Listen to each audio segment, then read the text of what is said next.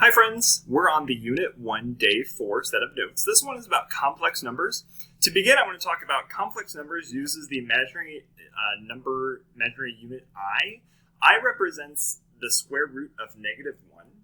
And so we can represent now any numbers, including numbers with a negative under the radical, as a number including with I. So if I have, for any positive real number k, if I take the negative of that, or the opposite of that, then I can say that I can pull out an I as the square root of -1, and then I have the square root of k left under k left underneath the radical. So we have, in essence, I equaling the square root of -1. So if we have I squared, that is I times I, then that gives us -1. If we have I cubed, then that gives us -I. And then if we take I to the fourth, it wraps around and we come back to 1. Now this is cyclical. For example, if I go I to the fifth, I come back to I, because I to the fifth is just I to the fourth times I, and I to the fourth is just 1. So these cycle through, and we'll see that later on. So our kind of goal here for this is then to use this I to talk about complex numbers. So I introduces complex numbers. So there is now, in the real numbers, we have everything we've talked about so far. Now we're adding on the complex numbers to them. So when I ask you to simplify number 1, negative square root of 16, what I'm looking for is for you to take out the I first, and then simplify the square root of 16. Now remember, I is the square root of -1, and we're not going to write the square root of -1, we're just going to write I because it represents that. And then we can simplify the square root of 16 to be 4, and then we normally write 4 before we write I. So that would be the simplified form of the square root of -16. The square root of -70 is similar, where we have I, except the square root of 70 does not reduce down, so we would have I times the square root of 70. So in this case, I is kind of treated as you would treat a constant and a variable in some cases, but it does represent the square root of -1. So here we put all of the constant terms before the I, and here we put I before the square root of 70. If you have a number, say the square root of -48, well, if I take the I out, it kind of sounds a little bit aggressive, taking your I out. Be careful when you take the I out. Make sure that you're certified. You don't want to be pulling your eyes out, incidentally here. What I'm left with is a perfect square, square root of 16 times square root of 3. And so if I take the square root of 16, this comes out to be 4 times I times the square root of 3. Verify that this is correct if you don't know off the top of your head.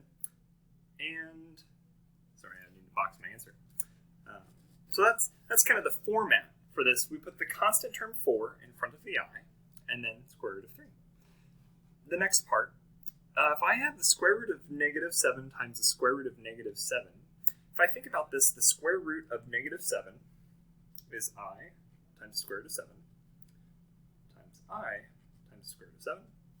So if I have I times I is I squared, and then I have square root of 7 times square root of 7, so that's just going to be 7. I squared is -1, so this gives me -7. So when we simplify, we want to make sure that we're simplifying each component individually. For here, the square root of -15 times the square root of -10, again, pull out your I first. 15 times I squared root of 10. So that's going to be I squared. And then I see that by combining these two underneath the radical, I'm going to have the square root of 15 times square root of 10, the square root of 150. If I think about the perfect squares that I can pull out of that, I'm going to be able to pull a square root of 25. And I did that very quickly because I can see that this 15 is broken up to a 3 and a 5. And this 10 is broken up to a 2 and a 5. So I'm going to have 2 pairs of 5s. That's why I did that quickly. And then 2 and a 3 left over. So that's going to get me, looks to be like the I squared makes this negative, and then 5, and then a radical 6. So what we did is we started with 2 imaginary numbers, or complex numbers, and then by multiplying 2 imaginary numbers together, we end up with a real number. This is real. So real, real, imaginary, imaginary, imaginary, or complex. Now, all imaginary numbers are complex by definition. All complex numbers are not necessarily have an imaginary component within. But when we assume we're talking about complex numbers in this course, that's what we mean. Number 6, we're actually going to reduce first. So we're going to take I square root of 20 over I square root of 2. The i's cancel. So then we're left with square root of dividing that out, square root of 10. Number 7, square root of negative 48 divided by the square root of 24. So we're going to pull the I out first. Square root of 48 we did earlier. That's 4i squared root of 3. So I'm just going to go ahead and jump to that part.